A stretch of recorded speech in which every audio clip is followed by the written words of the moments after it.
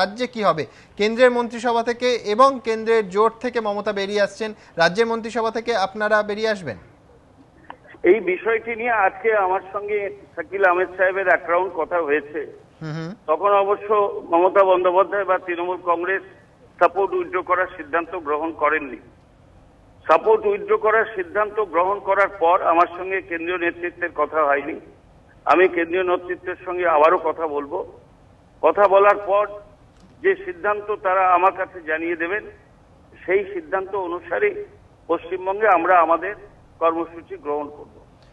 প্রদীপদা, কিন্তু এর আগে মমতা বন্দ্যোপাধ্যায়ের এই সিদ্ধান্ত ঘোষণার বেশ কয়েক মাস আগেই আপনারা দিল্লিকে জানিয়ে দিয়েছিলেন যে আপনাদের মনে হয় যে মন্ত্রিসভা থেকে বেরিয়ে আসা উচিত। হ্যাঁ, ঠিকই। আমরা বলেছিলাম যে আমরা কমফোর্টেবল ফিল করছি না, আমরা বলেছিলাম যে ওখানে থেকে আমাদের কোনো লাভ হবে না।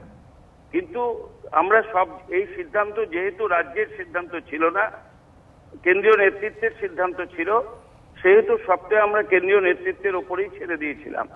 কেন্দ্রীয় নেতৃত্বের কাছ থেকে আমাদের কাছে এখনো পর্যন্ত কোনো খবর আসেনি। আজও এই বিষয়টি নিয়ে আবারও আমি শাকিল আহমেদ সাহেবের সঙ্গে কথা বলেছি। তারা যে সিদ্ধান্ত আমাদের জানিয়ে দেবেন আমরা সেইভাবে পরিচালিত হব।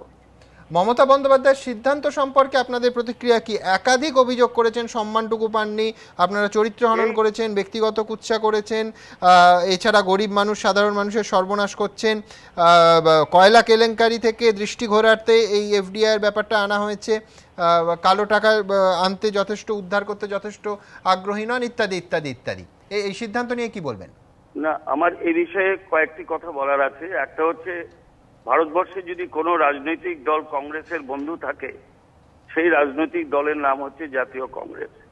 আজ পর্যন্ত শ্রম আইন থেকে শুরু করে যতগুলো সিদ্ধান্ত গ্রহণ করা হয়েছে, সাধারণ মানুষের জন্য 100 দিনের কর্মসূচি সমেত সবকিছুর পেছনেই কিন্তু জাতীয় কংগ্রেসের ভূমিকা রয়েছে। সুতরাং কংগ্রেস গরিবের বন্ধু নয়, এই কথাটা সম্পূর্ণ ভুল। এবং এই কথাটা যারা বলছেন তারা নিজেরাও জানেন যে কংগ্রেস গরিবের বন্ধু বলেই কংগ্রেসের গ্রামমুখী যে কর্মসূচি, সেই কর্মসূচিগুলোর সঙ্গে যুক্ত হয়ে আছে গরিব মানুষের উন্নয়ন এবং তাদের অর্থনৈতিক উন্নয়ন। সুতরাং এটা সম্পূর্ণ ভুল। দ্বিতীয় জিনিস হচ্ছে, কংগ্রেস কাউকে নিয়ে ব্ল্যাকমেল করে না। ভারতবর্ষের মতো একটা বিশাল রাষ্ট্রকে চালাতে গেলে নিশ্চয়ই লোকসভায় সংখ্যাগরিষ্ঠের প্রয়োজন আছে।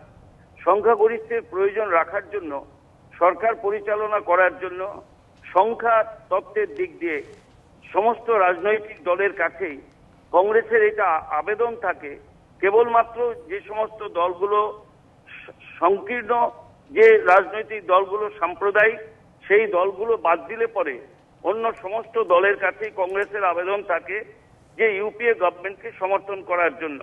সেদিক থেকে যারা এগিয়ে এসেছেন, কংগ্রেস তাদের সমর্থন গ্রহণ করেছেন। এইটাই কংগ্রেসের রাজনৈতিক চিন্তাধারা।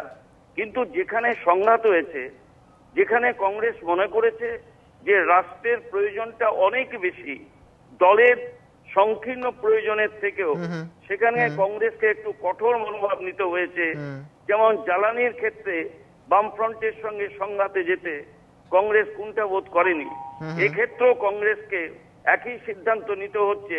ভারতবর্ষের ভবিষ্যৎ অর্থনীতি উন্নয়নের সোপানে পৌঁছতে তারা এই ক্ষেত্রেও একই রকমের সিদ্ধান্তের অংশীদার হচ্ছেন বলে আমি বিশ্বাস করি।